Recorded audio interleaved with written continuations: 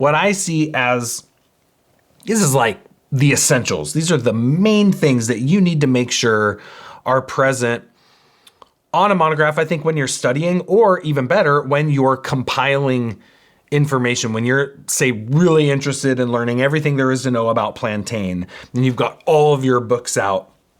These are the things that I think are important to focus on. And ultimately, I think these are the things that you should be compiling and putting together and organizing and building out your own monograph library in a way that works for you. So key features, you need to have species-specific Latin names. I am a stickler about this. You only really know what plant you're talking about if you got the Latin name. There's lots of different common names out there. Some are overlapping with other common names, but refer to a bunch of different plants. Some might refer, there's one common name, but it's used for multiple different species under that genus. It's just not clear. It's not much clarity when we're thinking about common names. So it's good to know the common name, better to know the Latin name. From there, you really need to know your fundamental medicinal properties of the herb. This is what I refer to as the 5 keys for understanding plants holistically. I'm not going to go into that here, but you need to have those 5 keys listed out very clearly so you have a foundational understanding of the properties of the herb, okay? So go join the Herbal Monograph Map for much more detail on that. I break that section down in a whole video, so be sure to check that out. The next section would be clinical patterns and uses. This is usually what I think of as the good for section, but I don't like to think of it as the good for section, because you got to get into more detail when you're thinking about how to use a medicinal plant. Knowing that an herb is good for a headache is useful, kind of. What's much more useful is to know that it is a relaxant, nervine, spasmolytic that's cooling and specific for occipital headaches.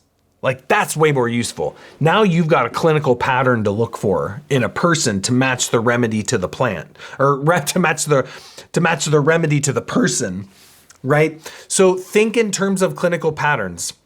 Again, whole workshop on this topic alone in the Herbal Monograph Map. Be sure to check that out. But you got to have a clinical pattern section. This is where you're taking all of your fundamental medicinal properties of the herb and weaving them together into, here's the stuff you got to look for in the people. So you have the herb on its own in part 1. Then you have, here's what to look for in the people that will be an effective way to utilize that herb in part 2. Part 3 is multiple areas of study for an herb that are very essential for a clinical monograph, right? You need to know your safety information. Is this herb contraindicated in pregnancy and lactation? Is this herb does this herb have major humoral contraindications? Do you need to really make sure to avoid it with pitta constitutions or people with too much heat? Do you need to avoid it in people with too much damp accumulation or phlegm or cold? Do you need to make sure that someone is not taking an SSRI when you administer this herb? Does it have drug interactions? Very, very important information to have in your clinical monograph, especially in this modern world where most people are on some kind of medication. It's not uncommon for people to be on 1, 2, 5 medications even. So you got to know how to work around that. You got to know your safety information, contraindications. I think a clinical monograph should also have some of your pharmacy information on it. So what is the most optimal way to extract and prepare this herb as a medicine? Does it need to be administered as an infusion? Does it need to be administered as a decoction? Does it tincture well? If it does, what percentage alcohol should you tincture it in? At what strength ratio?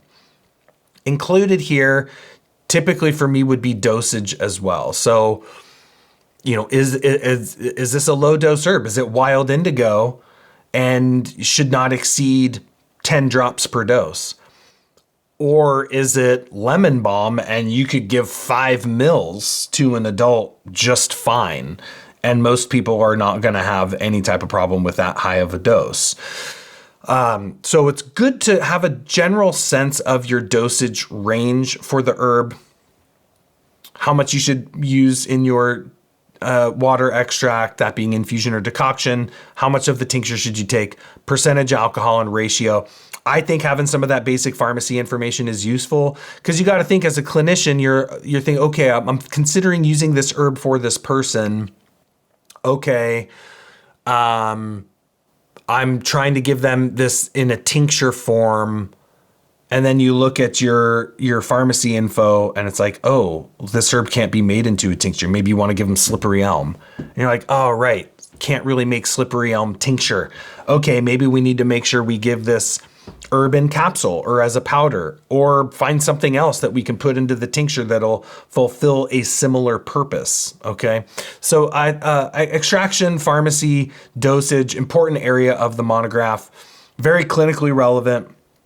And it's good to have that information available kind of at a quick glance, in my opinion. That, as clinicians, you're busy, so it should be convenient to find that information.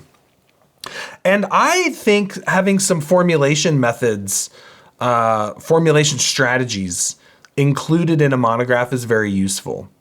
This can be simple pairings with that herb. That can be based on tradition. That can be based on your formulation preferences. That can be based on what your teachers have done. But I think having some list of simple pairs, triplets, even full formulas that address some of the main clinical patterns that you would consider for this herb is very useful. If anything, just to trigger your thinking, right? Of like, okay, I'm considering using Pipsissewa to address a urinary tract infection.